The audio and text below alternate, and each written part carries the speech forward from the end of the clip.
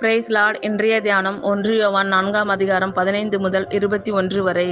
இயேசுவானவர் தேவனுடைய குமாரன் என்று அறிக்கை பண்ணுகிறவன் எவனோ அவனில் தேவன் நிலைத்திருக்கிறார், அவனும் தேவனில் நிலைத்திருக்கிறான். தேவன் நம்மேல் வைத்திருக்கிற அன்பை நாம் அறிந்து விசுவாசித்திருக்கிறோம். தேவன் அன்பாகவே இருக்கிறார். அன்பில் நிலைத்திருக்கிறவன் தேவனில் நிலைத்திருக்கிறான், தேவனும் அவனில் நிலைத்திருக்கிறார். நியாய தீர்ப்பு நாளிலே நமக்கு தைரியம் உண்டாயிருக்கத்தக்கதாக அன்பு நம்மிடத்தில் பூரணப்படுகிறது. ஏனென்றால் அவர் இருக்கிற பிரகாரமாக நாமும் இவ்வுலகத்தில் இருக்கிறோம். அன்பிலே பயமில்லை. பூரண அன்பு பயத்தை புறம்பே தள்ளும்.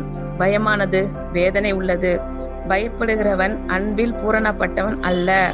அவர் முந்தி நம்மிடத்தில் அன்பு கூர்ந்தபடியால் நாமும் அவரிடத்தில் அன்பு கூறுகிறோம். தேவனிடத்தில் அன்பு கூறுகிறேன் என்று ஒருவன் சொல்லியும் தன் சகோதரனை பகைத்தால் அவன் பொய்யன்.